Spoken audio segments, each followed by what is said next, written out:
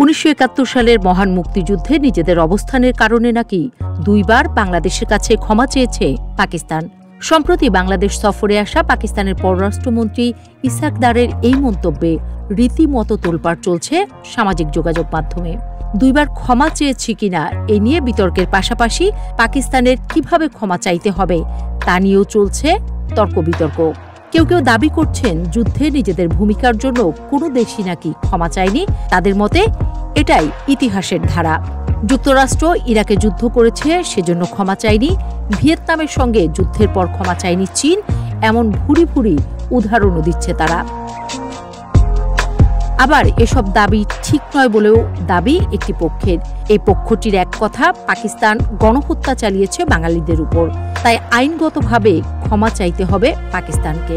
ঠিক এই সময়ই একটি বেসরকারি গণমাধ্যমে প্রচারিত হয় মিডিয়া ব্যক্তিত্ব আব্দুল নূর তুষারের বক্তব্য, যেখানে তাকে বলতে দেখা যায় ইতিহাসে কোনো কোনো দেশ যুদ্ধে নিজেদের কার্যকলাপের কারণে অন্য দেশের কাছে ক্ষমা চেয়েছে এ বিষয়ে। ভিডিওটি মুহূর্তে ছড়িয়ে পড়ে সামাজিক যোগাযোগ মাধ্যমে। চলুন জেনে নেই এ পর্যন্ত কোন কোন দেশ তাদের কার্যকলাপের জন্য ক্ষমা চেয়েছে ভুক্তভোগী দেশগুলোর কাছে। দ্বিতীয় বিশ্বযুদ্ধের পর সবচেয়ে বড় উদাহরণ হল জার্মানি। নাৎসি শাসনের সময় হলোকাস্টে লাখো ইহুদিকে হত্যার জন্য তারা একাধিকবার বিশ্ববাসীর কাছে ক্ষমা চেয়েছে এবং ক্ষতিপূরণ দিয়েছে। জাপান দ্বিতীয় বিশ্বযুদ্ধের সময় চীন, কোরিয়া ও ফিলিপাইনে যে গণহত্যা ও যৌন দাসত্ব চালায় তার জন্য বারবার দুঃখ প্রকাশ করেছে। একাধিক প্রধানমন্ত্রী ও সম্রাট ক্ষমা চেয়েছেন, যদিও আন্তরিকতা নিয়ে বিতর্ক রয়ে গেছে। যুক্তরাষ্ট্র দ্বিতীয় বিশ্বযুদ্ধের সময় জাপানি আমেরিকানদের বন্দি শিবিরে আটকে রাখার জন্য 1988 সালে আনুষ্ঠানিকভাবে ক্ষমা প্রার্থনা করে এবং ক্ষতিপূরণ দেয়। কানাডাও একই কারণে নিজেদের দেশে থাকা জাপানি বংশোদ্ভূত নাগরিকদের উপর নির্যাতনের জন্য ক্ষমা চেয়েছে।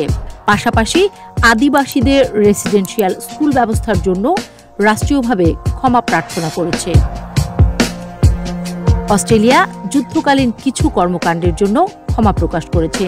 শুধু তাই নয়, তারা নিজেদের দেশে আদিবাসীদের শতাব্দীব্যাপী দমনপীড়নের জন্য 2008 সালে ক্ষমা প্রার্থনা করে। রাশিয়া সোভিয়েত আমলে 1940 সালে পোল্যান্ডের কাটিন বনে গণহত্যার দায় স্বীকার করে আনুষ্ঠানিকভাবে ক্ষমা চেয়েছে। যুক্তরাজ্য কেনিয়ার মাও বিদ্রোহ দমনের সময় নির্যাতনের জন্য 2013 সালে ক্ষমা প্রার্থনা করেছে। নেদারল্যান্ডস ইন্দোনেশিয়ার স্বাধীনতা আন্দোলন দমনে চালানো গণহত্যা ও সহিংসতার জন্য 2022 সালে আনুষ্ঠানিকভাবে ক্ষমা চেয়েছে। বেলজিয়াম কঙ্গোতে ঔপনিবেশিক শাসনকালে গণহত্যা ও নির্যাতনের জন্য 2020 সালে ক্ষমা প্রকাশ করেছে। দক্ষিণ আফ্রিকা বর্ণবাদী শাসন চালানোর জন্য আন্তর্জাতিক সম্প্রদায় ও নিজেদের জনগণের কাছে ক্ষমা চেয়েছে। এছাড়াও আরও বেশ কিছু দেশ রয়েছে যারা নিজেদের কৃতকর্মের জন্য হাজার বছর পরে হলেও ক্ষমা চেয়েছে বলে উল্লেখ করেন তুষার। ক্ষমা চাওয়া বিষয়টি এই নিয়ে দুইবার মীমাংসা হওয়ার বিষয় করা ইসহাক দারের মন্তব্য নিয়ে ভিডিওতে তাকে স্পষ্ট করে বলতে দেখা যায়। তিনি বলেন, দুঃখ প্রকাশ আর আইনগতভাবে ক্ষমা চাওয়া দুটো এক বিষয় নয়।